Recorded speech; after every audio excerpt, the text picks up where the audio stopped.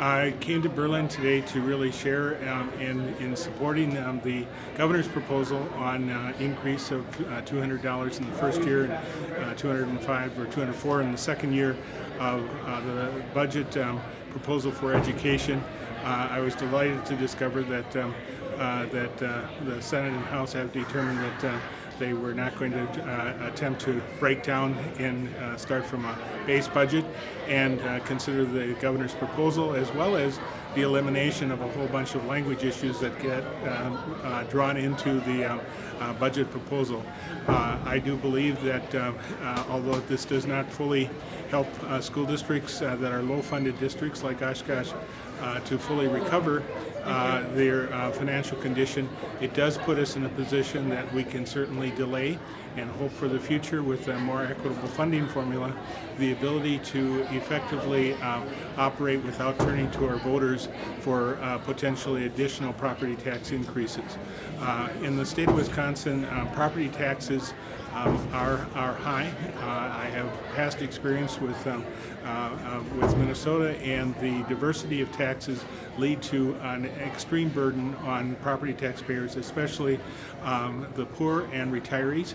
And I believe that a funding formula that more adequately picks up and shares the access to state revenues to assist school districts with far greater.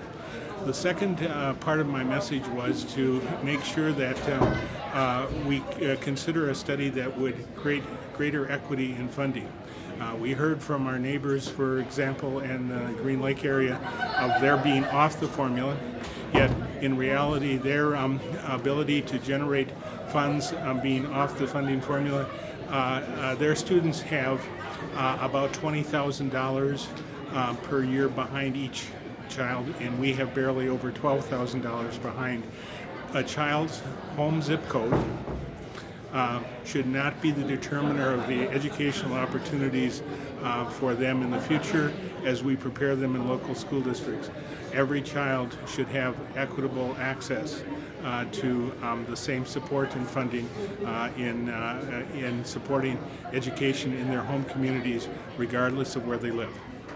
And I believe that there's a study underway to look at the redoing the funding formula and to correct that as far as those districts with low funding are concerned. Oshkosh, since 1993, with the levy caps being placed in, has constantly been underfunded for legislative underfunded for funding for schools, and we need to deal with that correction.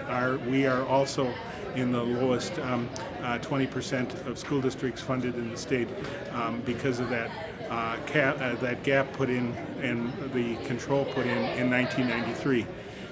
In those 20 plus years now that's been in place, we are at the stage where we need to correct it, we need to have it fixed, and we need to make sure that the child that grows up in Oshkosh with that zip code has the same opportunities as a child in Madison, Janesville, Appleton, and any other community in the state of Wisconsin.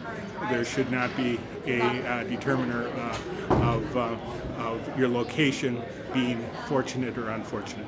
Thank you.